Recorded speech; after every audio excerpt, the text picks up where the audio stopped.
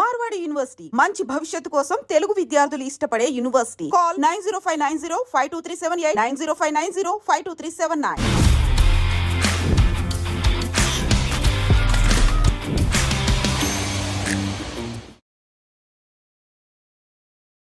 ఒక ఇంజనీరింగ్ స్టూడెంట్గా ఉంటూ మరి సినిమాల మీద ఉన్న ఒక ప్యాషన్తో ఒక రైటర్ అండ్ స్క్రీన్ ప్లే రైటర్గా ఈరోజు మన తెలుగు ఇండస్ట్రీలోనే ఒక టాప్ మోస్ట్ రైటర్గా కూడా మరి ముందుకు వెళ్తూ ఉన్న ప్రసన్న కుమార్ గారు ఇప్పుడు మనతో పడినారు. అంటే మీరు తీసిన మూవీస్ అన్ని దానిలో కల్లా బాగా నచ్చిన మూవీస్ నేను లోకల్. మీకోసం కాలేజ్కి వెళ్తాను, ఎంబీఏ చదువుతాను, అమ్మాయిని ఫాలో అవుతాను, సినిమా చూపిస్తాం మామ, అట్టి మాటికి అలా తిరిగి చూడకే లేపు గెలవగలరు. అండ్ థర్డ్ పొజిషన్ వచ్చేసి ధమాక్. ఉద్యోగం పోగొట్టుకున్నాను, ఖాళీగా తిరుగుతున్నాను. ఎక్కడ స్టార్ట్ అయ్యాము, ఎక్కడ ఉన్నాము అనుకున్నారా అసలు? నేను నా జీవితంలో ఏదన్నా కలగన్నాను, లేకపోతే నేను ఏదన్నా కావాలి అనుకున్నాను. కింద పడేయాలనుకున్న వాళ్ళు బోల్డ్ ఎంతమందిని దాటుకొని ఇంత స్థాయికి అనేది వచ్చారు. అక్కడికి వెళ్ళి ఏం బీగుదామని వెళ్ళాడు అని మాట్లాడుకునేవాడు. ఆ ఇన్సిడెంట్ లా తీసుకోలేదు, నేను అదొక లెసన్ లా తీసుకున్నాను. మన పని సమాధానాలు చెప్పాలి తప్ప మన సమాధానాలు చెప్తే మనం చిన్నోడవుతాం. ఫిలిం ఫేర్ లాంటివి పెద్ద పెద్ద అవార్డు ఫంక్షన్స్లో రైటర్ల పేర్ల మీద అవార్డులు లేవు సార్. ఒక రైటర్ ఓం పెట్టి కథ రాయడం మొదలు పెట్టకపోతే, సీన్ నెంబర్ 1 స్టార్ట్ చేయకపోతే ఏ సినిమా మొదలు అవ్వదు, ఏ సినిమా లేదు. Rapid fire please. మీరు కాలేజ్ డేస్ లో నార్మల్ గా ఉన్నప్పుడు అసలు ఈ సినిమాకి రక్తాలు చింది చెల్లాంరా బాయ్, సాధించాం టికెట్లు అని అనిపించిన ఏదైనా సినిమా ఉందా? ఖుషీ సినిమాకి దెబ్బలు తిన్నాం. ఖుషీ సినిమాకి పోలీసులు సైకిల్ ట్యూబ్లు ఉంటాయి కదా, ట్యూబ్లు పెట్టి కొట్టారు మమ్మల్ని. థియేటర్ గురించి కాదు సార్, ఈ లెక్కను చూసుకుంటే మీరు క్లాస్లలో కంటే థియేటర్లో ఎక్కువ ఉన్నట్టు అనిపిస్తుంది. అటెండెన్స్ మెయింటైన్ చేసేవాళ్ళు. సబ్జెక్ట్లు ఏమైనా పెట్టుకున్నారా? మొన్న ఈ సినిమా డ్రాగన్ చూసారా? ఏంటి 48? 18 లాస్ట్ సెమ్ లో 18 క్లియర్ చేసాం. Hi guys, welcome to I dream. నేను మీ చాణక్య. ఈ రోజు మన రియల్ టాక్ విత్ చాణక్యలో ఒక గెస్ట్ ని కూడా తీసుకొచ్చాను. ఆయన ఎవరంటే ఒక ఇంజనీరింగ్ స్టూడెంట్ గా ఉంటూ మరి సినిమాల మీద ఉన్న ఒక ప్యాషన్తో మెయిన్ గా ఒక రైటర్ అండ్ స్క్రీన్ ప్లే రైటర్గా ఈరోజు మన తెలుగు ఇండస్ట్రీలోనే ఒక టాప్ మోస్ట్ రైటర్గా కూడా మరి ముందుకు వెళ్తూ ఉన్న ప్రసన్న కుమార్ గారు ఇప్పుడు మనతో పడినారు. అండ్ ఆయన తీసిన రీసెంట్గా మజాకా మూవీ కానీ, అండ్ రవితేజ గారితో తీసిన ధమాకా, దాస్ కా దమ్కి, ఇలా చెప్పుకుంటూ పోతే బోల్డ్ అన్ని మూవీస్ అనేవి కూడా ఉన్నాయి. అండ్ అన్టోల్డ్ స్టోరీస్ అనేది కూడా ఉన్నాయి. ఆయన జర్నీ కూడా ఇట్ వాస్ అనే ఫ్యాంటాస్టిక్. అంత ఈజీగా కూడా ఈరోజు ఇంత స్థాయికి రాలేదు. మరి ఈరోజు మన దగ్గర ఉన్న ప్రసన్న కుమార్ గారితో మాట్లాడిద్దాం, బోల్డ్ అనే విషయాలు అనేది కూడా తెలుసుకుందాం. ప్రసన్న కుమార్ అన్న, ఎలా ఉన్నారు? సూపర్ అండి, మీరు ఎలా ఉన్నారు? చాలా బాగున్నాము. కొంచెం ఎక్కడో జోష్ తగ్గినట్టు అనిపిస్తుంది. నాకా? నేను కోల్డ్ అన్న, బాగాలేదు హెల్త్. ఓకే, 3-4 days నుంచి అదే రకరకాల ప్లేస్లు అటు ఇటు తిరిగి రావడం వల్ల అనుకుంటాం. మేబీ ఓకే, వాయిస్ లో కూడా చేంజ్ తెలుస్తుందా మీకు? యా కొంచెం. సో అంటే యాక్చువల్గా ఈ చేంజ్ వేరే దాని వల్ల వచ్చిన చేంజ్ ఏమో అనుకుని మేము అనుకుంటున్నాం. లైక్ మజాకా, సో మజాకా దాని వల్ల ఏమన్నా కానీ కొంచెం ఏమన్నా జోష్ తగ్గిందేమో? ఏం లేదండి, అట్లేం లేదు. రెండు హ్యాపీగా పడుకుంటున్నాం 3-4 days నుంచి ప్రశాంతంగా. హెల్త్ కూడా బాగాలేకపోవడం వల్ల అంతకంటే. ఓకే. అండ్ 2016లో సినిమా రంగ ప్రయాణం అనేది మొదలైంది. అంతకంటే ముందు అనేది కూడా ఉన్నా, అది టీవీ ఇండస్ట్రీ సైడ్ ఇట్లా. సో ఒక్కసారి అబ్జర్వ్ చేసుకుంటే ఎక్కడ స్టార్ట్ అయ్యాము, ఎక్కడ ఉన్నాము, అసలు అనుకున్నది ఏమన్నా ఉందా? అనుకున్నది ఏమైనా ఉందా అంటే, అనుకున్నారా అసలు ఏమన్నా?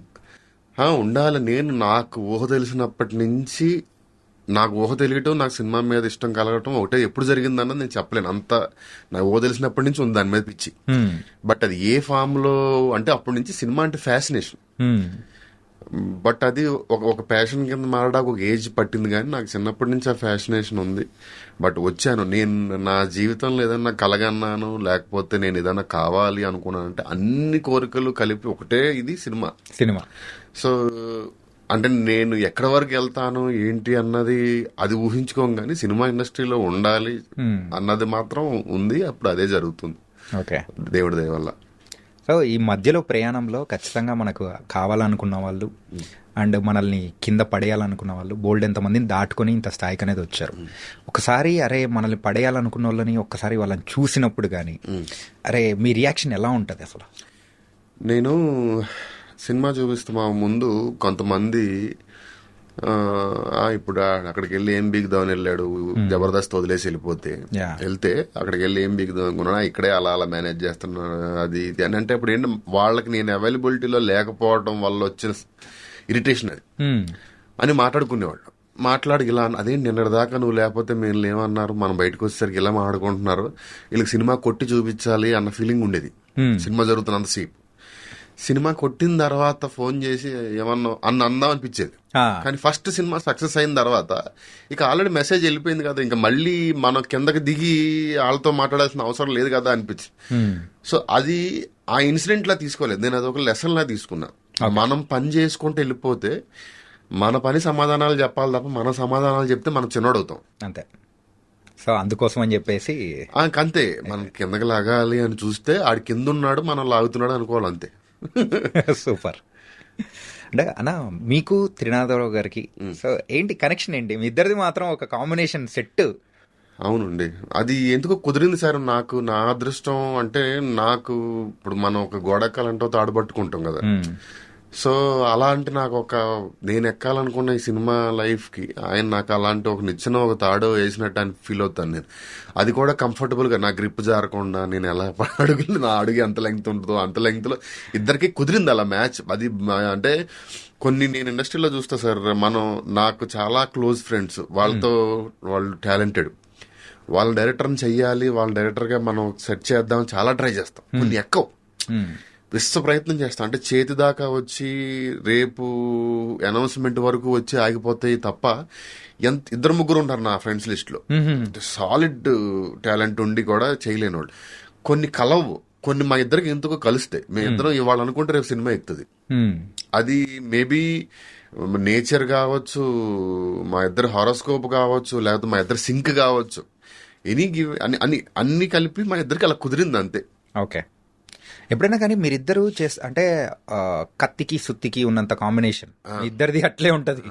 సో ఇలాంటి కాంబినేషన్ మీరిద్దరు కలిసి సో ముందుకెళ్తున్న టైంలలో ఎప్పుడైనా కానీ ఒక మూవీ రిజల్ట్ కానీ లేకపోతే మూవీ మీద వచ్చిన ఏదైనా విమర్శ కానీ మీరిద్దరు రిసీవ్ చేసుకుని ఒకరినొకరు పుషింగ్ కానీ ఎట్లుంటది అసలు? మీకు ఒక నమ్మలేని విషయం చెప్పనా సార్, ఈ 10 ఏళ్ల త్రినాథరావు గారు నాది జర్నీలో ఏంటి సార్ ఇది అని అనలేదు నాతో ఆయన, ఏంటి సార్ ఇది అనలేదు నేను ఆయనతో. అంటే ఇంత చిన్న విరుపు కూడా మా ఇద్దరి మధ్యలో ఉండదు. నా పరోక్షంలో ఏమన్నా అనుండొచ్చు, ఆయన పరోక్షంలో నేనేమన్నా ఉండొచ్చు, మనకి అర్థం కావట్లేదు ఏంటి సార్ అని నేను వేరే వాళ్ళతో అనుండొచ్చు తప్ప మేమిద్దరం ముఖాముఖిగా ఒక్క విషయం గురించి కానీ దీని గురించి కానీ మేము ఏ రోజు మాట్లాడుకోవాలా. ఆ మ్యూచువల్ రెస్పెక్ట్ ఇద్దరికి ఉంది. ఆ పక్కన మాట్లాడేది ఉంటుంది సార్, అది ప్రపంచంలో ఎవడి మీద దేవుడి మీద కూడా ఉంటుంది మనకి.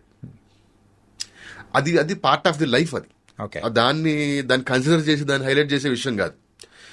అది ఏ ఇద్దరికైనా ఉంటుంది. ఎంత గొప్ప వాళ్ళకైనా, ఇప్పుడు పరశుర బ్రదర్స్ లాంటి వాళ్ళు కూడా అంత క్లోజ్ గా ఉండి ఇన్నేళ్ళు ఉన్న వాళ్ళు కూడా పక్కన వాడికి అర్థం కావట్లేదు అన్న విషయం అనుకుని ఉంటారు. అనుకున్నా నాకు కూడా చెప్పారు. ప్యాడ్ లిస్ట్ వేసుకుని వెళ్ళింది అది వేరు. బట్ మా ఇద్దరికి ఆ సింక్ అలా కుదిరింది తప్ప మేమిద్దరం మాట్లాడుకోవటం కానీ. ఇంకోటి ఏంటంటే మా సినిమాలు అన్ని వర్కౌట్ అయిన సినిమాలే ఉన్నాయి 99%. ఏదన్నా చిన్న చితగా ఉన్నా కూడా దాని రీజన్స్ మా ఇద్దరికి తెలుసు. మా ఇద్దరి ఎఫర్ట్స్ లో కానీ మా ఇద్దరి ఫోకస్ లో కానీ తేడా ఉండదు.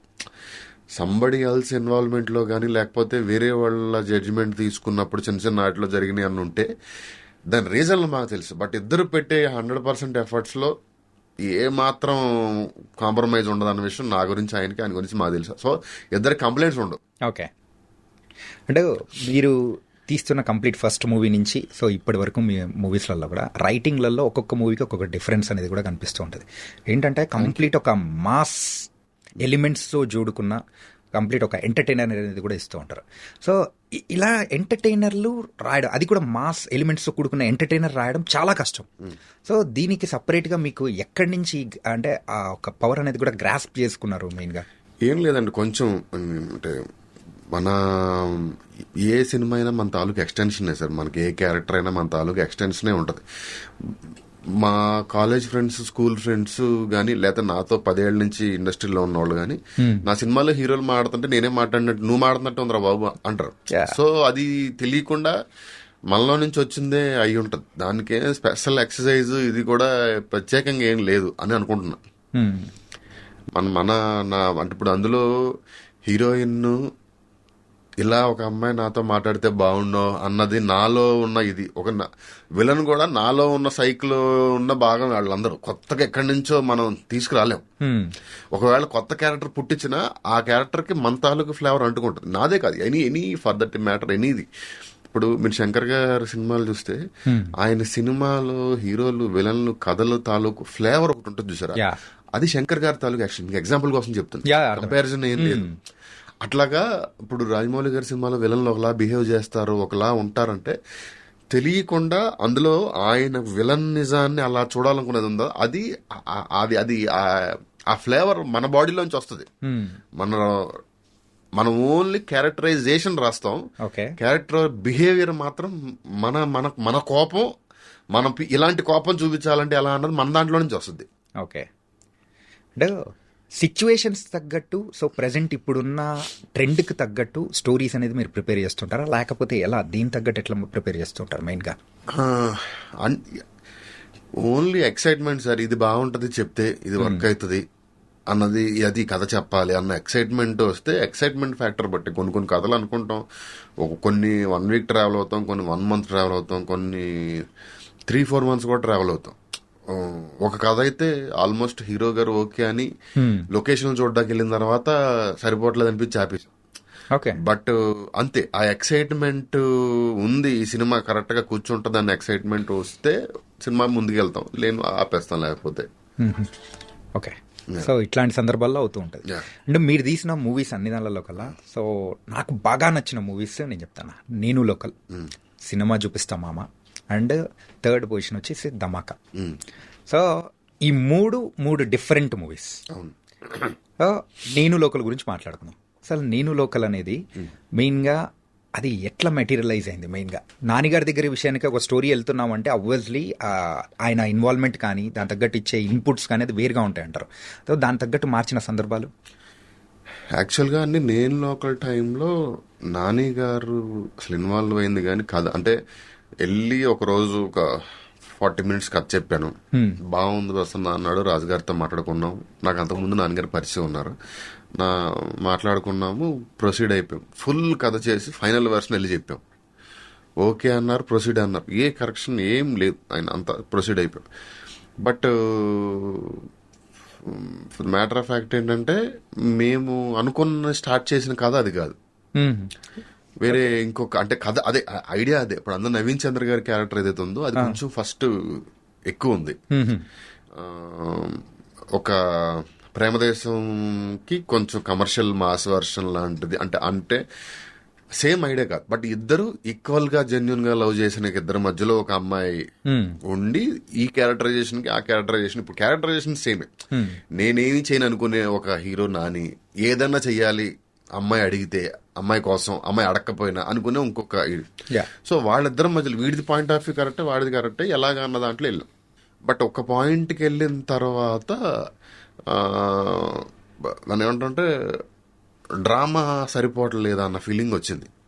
అది వచ్చిన తర్వాత చిన్న చేంజెస్ చేసాము, అది తప్ప అది మ్యూచువల్గా అందరూ కూర్చుని మాట్లాడుకొని సరిపోవట్లేదు, అవుట్పుట్ చూసుకున్న తర్వాత ఒక 50% షూట్ అయిన తర్వాత లవ్ ఫీల్ వెళ్తుంది. బట్ నేను కథ ప్రోగ్రెస్ అయ్యి డ్రామా సరిపోవట్లేదు, కొంచెం డ్రామా పెంచాలి అన్న దాంట్లో నవీన్ చంద్ర గారిది కొంచెం నెగిటివ్ షేడ్ లోకి మధ్యలో ఆయన జెల్సీ ఫీల్ అవ్వడం, అదంతా నెగిటివ్ షేడ్ అంతా తర్వాత వచ్చింది. సో అండ్ దాని హీరో విలన్ సినిమా చేసాం, ఎందుకంటే సినిమా ప్రయోజనాల కోసమే. అంతే, సినిమా కరెక్ట్ గా ల్యాండ్ అవడానికి ఏం చేయాలన్నది అప్పుడు అలా చేశాం. సో అదర్వైజ్ గా ఆయన బాగా ఎంజాయ్ చేశాడు. మేము కూడా అప్పుడు కొంచెం కొత్త కదా, బాగా ఎంతూజియాజంతో బాగా చేయాలి, ప్రతి సీన్ బాగా రావాలి అని చేసాం. అది కానీ నాన్నగారు అందులో చూడడం కానీ ఆయన బాడీ లాంగ్వేజ్ కానీ అంత కంప్లీట్ డిఫరెంట్ ఉంటుంది. ఆయన మీరు ఓపెనింగ్ రోజు ప్రెస్ మీట్ చూస్తే, సినిమా ఓపెనింగ్ ఈ రోజు ఓపెనింగ్, ఆ రోజు ప్రెస్ మీట్ చూస్తే నానిగారు అన్నారు, నేను ప్రసన్న చేసిన దాంట్లో 10% చేసిన సినిమా ఎక్కడో ఉంటది అని. సో అది చాలా గ్రేట్ కాంప్లిమెంట్. అది నాని లాంటి ఒక యాక్టర్ అనడం చాలా గ్రేట్ కాంప్లిమెంట్. అంటే అట్లా నేను లోకల్లో యాటిట్యూడ్ ఈజ్ ఎవ్రీథింగ్ అని క్యాప్షన్ పెట్టినందుకు ఆ చిన్న యాటిట్యూడ్ ఉండాలి. నాని గారు అప్పటి వరకు చాలా సాఫ్ట్ అలా చేసేవాళ్ళు. బట్ ఇది చిన్నది మా మానిటర్లో కూడా ఇలా చూసి ఇలా అనేవాడు. టేక్ చేసిన తర్వాత అన్న తర్వాత ఆ చిన్న మెయిన్ అది యాటిట్యూడ్ మాత్రం అన్న అప్పుడు వాడి దగ్గర మార్కులు కొట్టాల్సిన అవసరం, ఫాదర్తో మాట్లాడినా విలన్తో మాట్లాడినా, ఇప్పుడు వాడి దగ్గర మనం మంచోడు అనిపించుకోవాల్సిన అవసరం మనకు లేదు. ఆడేవాడాడు ఆ చిన్నది రైటర్ గా నేను ఆయన క్యారెక్టర్ కి ఎనర్జీ ఇవ్వాల్సిన ఒక రెండు మాట చెప్పి వెళ్ళిపోయాడు. ఇక ఆయన ఇక స్టార్ట్ చేసేవాడు. కానీ అంటే ఆయన చూస్తుంటే ఎట్లా అనిపిస్తుంది అంటే ఒక పిన్ను పికేసిన డైనమైట్ లెక్క ఉండాడు. అవును, అంటే మెయిన్ గా ఆ మూవీ వరకు అక్కడి నుంచి ఆయన అప్రోచబిలిటీ కానీ కంప్లీట్ మా బీసీలోకి వెళ్ళిపోయారండి. బీసీలోకి వెళ్ళిపోయారు. ఆ గేట్స్ ఓపెన్ చేసింది అయితే మీరే అనుకోవచ్చు. 100% మేమే. అది ఆ విషయం క్రెడిట్ నేను గర్వంగా తీసుకుంటా. బీసీలో అప్పటి వరకు ఒక segment class audience, family audience చూసే వాళ్ళ దగ్గర నుంచి నేల టికెట్ వెళ్ళిపోయింది ఆయన. మా అంటే రీసెంట్ గా అయితే ప్యారడైజ్ రిలీజ్ అయింది కదా, అంటే నాన్నగారితో వర్క్ చేశారు కాబట్టి ఆయన చూస్తుంటే ఎలా అనిపించింది?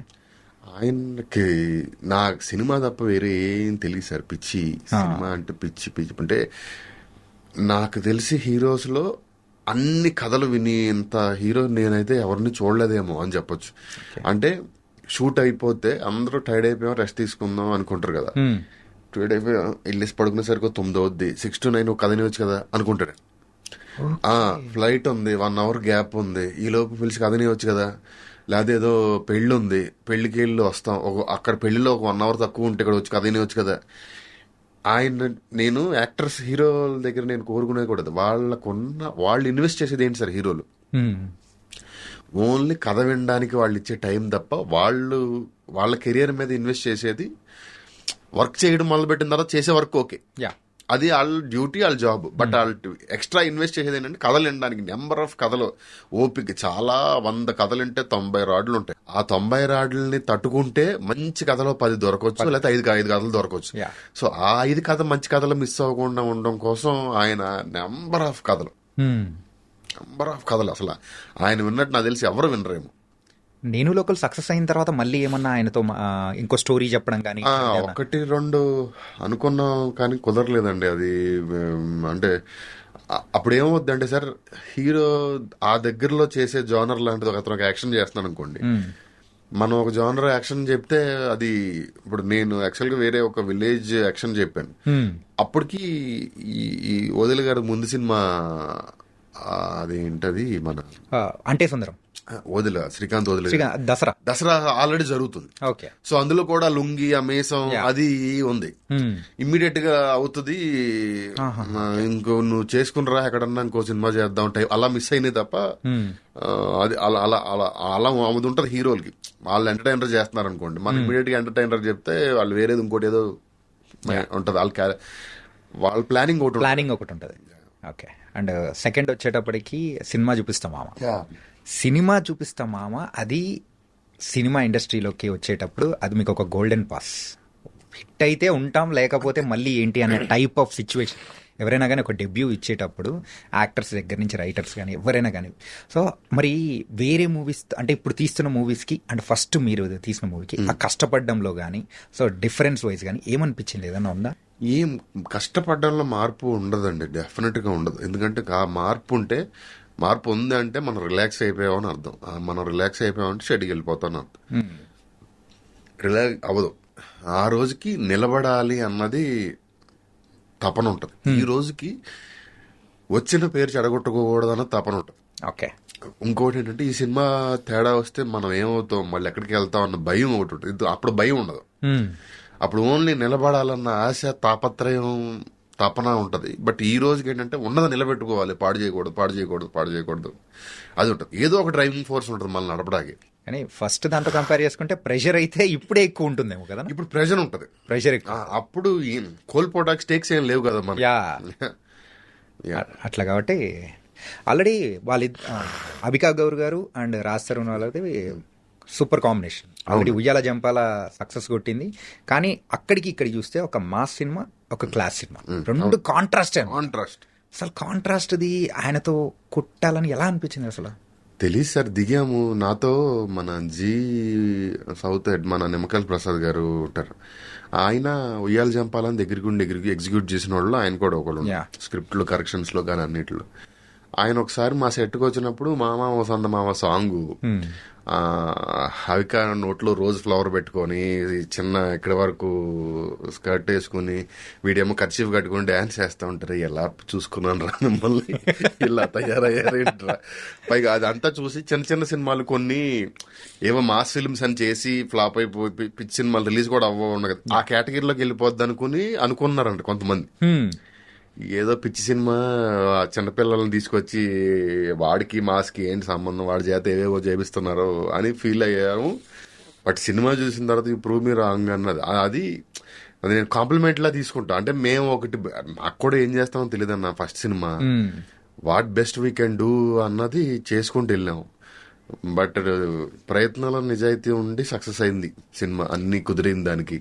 ఓకే, కానీ ఆ మూవీకి నలుగురు అంటే ప్రొడ్యూసర్స్ ఉండడము అది ఏంటన్నా అసలు? ఏంది అంటే ఇండిపెండెంట్ గా సినిమా తీసేంత పెద్ద కాస్టింగ్ కాదు, పెద్ద క్రూ కూడా కాదు ఆ సినిమా వరకు. సో అందరూ చాలా కొంత వేసుకుని సేఫ్ లో చేద్దాం అన్న సినిమాలో చేశారు అంతే.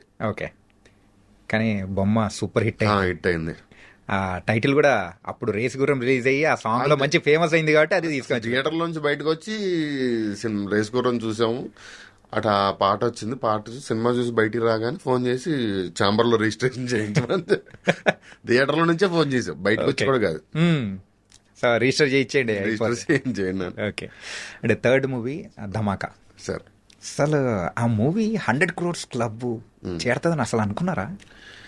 నెంబర్స్ అనుకోలేదు కానీ పెద్ద సినిమా వద్దని మాత్రం 100% అనుకున్నాను. మెయిన్ నెంబర్సే అన్నా నేను అడిగింది. నెంబర్స్ మనం ఎలా మనం అనుకోము, అలా ఆ రకంగా ఆలోచించాం. బట్ ఏ హిట్ అయితే అయిందో ఆ హిట్ అవుద్ది అనుకున్నా. నెంబర్స్ మేము కలగనలేదు, లేకపోతే అది ఊహించదని కూడా చెప్పను, అసలు ఆలోచించలేదు దాని గురించి. మాకేంటి హీరో గారు సినిమా ఇచ్చారు, ఆయనకి బెస్ట్ సినిమా చేసామా లేదా అన్నదే పాయింట్. ఆ విషయంలో అయితే cinema sure shot blockbuster cinema చేసామన్న నమ్మకం ఉంది. నెంబర్స్ ఆలోచించలేదు ఎప్పుడు అసలు. మెయిన్ గా ఆ మూవీ హిట్ అవడానికి ద డ్రైవింగ్ ఫ్యాక్టర్స్ మెయిన్ గా ఏమనిపించింది సార్? ఏది ఉన్నా కూడా మేము ప్లేస్ చేసింది ఆ ప్లేస్మెంట్ లో.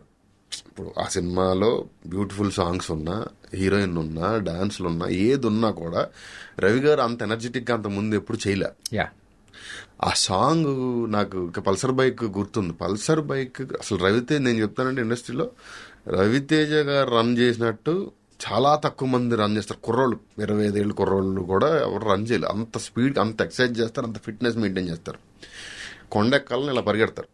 అలాంటిది పల్సర్ బైక్ సాంగ్కి నేను ఫస్ట్ టైం ఆయన అబ్బాయి ఏంటబ్బాయి రాత్రి కాళ్ళలాగా ఇంటికి వెళ్ళాక అన్నారు. అంటే అంత ఎనర్జీ, మీరు చూసిన ఎనర్జీ వేరు, సెట్లో ఎనర్జీ అసలు ఇంకా బెబొచ్చం. అంటే ఆయనకి ఏంటంటే ఎస్ ఇది పలుకుతుంది, దీనికి మనం బెస్ట్ ఇవ్వాలి అన్నది మనం ఆర్టిస్టులు మనం చెప్పక్కర్ల, వాళ్ళకి కాపురం చేసే కాళ్ళకి ఆళ్ళగోళ్ళ దగ్గర తెలిసిద్ది అంటారు. అలాగా ఆ పాట, వైబు, ఎనర్జీ చూసిన తర్వాత ఆయనకి అర్థమై తుక్కు రేగొట్టేశారు. సో అట్లాగా ఆ సినిమాకి ఈ టైంకి పాట రావాలి, ఇగో ఈ ఎంటర్టైన్మెంట్ సీక్వెన్స్ ఇది ఉంది, దీని తర్వాత ఫాలోడ్ బై ఈ సాంగ్, ఇలాంటి సాంగ్ పడాలి, దీని తర్వాత ఇది కావాలి, ఇది కావాలి, ఇది కావాలని ఎవ్రీథింగ్ మనం ప్లేస్ చేసి, మనం క్యాలిక్యులేటెడ్ గా ప్లేస్ చేసి చేసిన ఒక కమర్షియల్ సినిమా అది. అదే కంప్లీట్ ఒక కమర్షియల్ ఫార్మాట్ అంతే. సో ఆ ఫార్మాట్ లో వచ్చారు, కొట్టారు, కొట్టారు నార్మల్ గా. అంటే రిలీజ్ డేట్ కూడా బాగా కలిసి వచ్చిందేమో అన్న. అది పీపుల్స్ మీడియా వాళ్ళు కూడా బ్రహ్మాండంగా ప్రమోట్ చేశారండి. అంత విగరస్ ప్రమోషన్. వాళ్ళు ఏం చేశారో, డబ్బు ఎంత ఖర్చు పెట్టారో కూడా తెలియదండి. పాల ప్యాకెట్ల మీద కూడా ధమాకా ప్రమోషన్ చేసి రిలీజ్ రోజు ఆంధ్రప్రదేశ్ లో చాలా డిస్ట్రిక్ట్స్ లో ఇంటికి వచ్చిన ప్రతి పాల ప్యాకెట్ మీద ధమాకా వేశారు. న్యూస్ పేపర్లు, మెట్రోలు, ట్రైన్లు, ఆటోలు, ప్రతి ఊర్లో, ప్రతి డిస్ట్రిక్ట్ హెడ్ క్వార్టర్స్ లో 500 ఆటోలు, 400 ఆటోలతో ర్యాలీలు. అసలు పిచ్చి పిచ్చిగా చేశారు ప్రమోషన్. అసలు ఆ విషయంలో అన్బీటబుల్. అది ఓకే. సో అన్ఫర్గెటబుల్ గా అయిపోయింది. అంటే ఒక స్క్రీన్ ప్లే రైటర్ గా అండ్ అలాగే ఒక రైటర్ గా సో ఉన్న మీరు ఈ లిరిసిస్ట్ గా మారే అవకాశం ఎట్లా వచ్చింది, ఏంటది అసలు? ఏం నాకు అసలు రాయాలని ఉండదు సార్. అది సినిమా చూస్తే మాకి ఒక 4 పాటలు 5 పాటలు రాసాం. అప్పుడు ఆ సినిమాకు ఉన్న ఆ చిన్న బడ్జెట్ లో ఒకళ్ళిద్దరితో ట్రై చేస్తే సెట్ పని అవ్వట్లేదు. అలా అని పెద్ద రైటర్లను ఎఫర్ట్ చేసే పరిస్థితి కూడా లేదు. సిచ్యువేషన్ నాకు తెలుసు కాబట్టి సరే ఏం చేద్దాం అని నైట్ ఏదో కూర్చుని ఏదో ట్రై చేశా. పొద్దున్న చూస్తే అందరూ super, not even single correction, ఇది మార్చి అది మార్చుకోవట్లేదు. కాకపోతే ఎంతో కొంత రైటర్ కాబట్టి చిన్నప్పటి నుంచి స్కూల్లో ఉన్నప్పుడు చిన్న చిన్న పోయిటరీలు ఏవో రాస్తూ ఉండేవాళ్ళం, అవన్నీ అలవాటు ఉంది. బట్ సినిమా లాంగ్వేజ్ లో లిరిక్స్ రాయాలి అది నాకు తెలియదు. బట్ ఎక్కడో తెలియకుండా ఎక్కడో ఉంది. సో అలా ఒకటి రాసిన తర్వాత అవ్వట్లేదు ప్రసన్న, ఇంకోటి ఏదో వచ్చింది. అలా అని మిగతాది నేను రాయలా, ప్రతిదీ వేరే రైటర్ రాయటం, అది వర్కౌట్ అవ్వకపోవటం, ప్రసన్న అవ్వట్లేదు నువ్వు ఏదైనా ట్రై చేయి, రాజస్థాన్ ఫోన్ చేసి మనోడిగా ఆల్రెడీ పేపర్ ఉంటే జేబులో తీ అంటే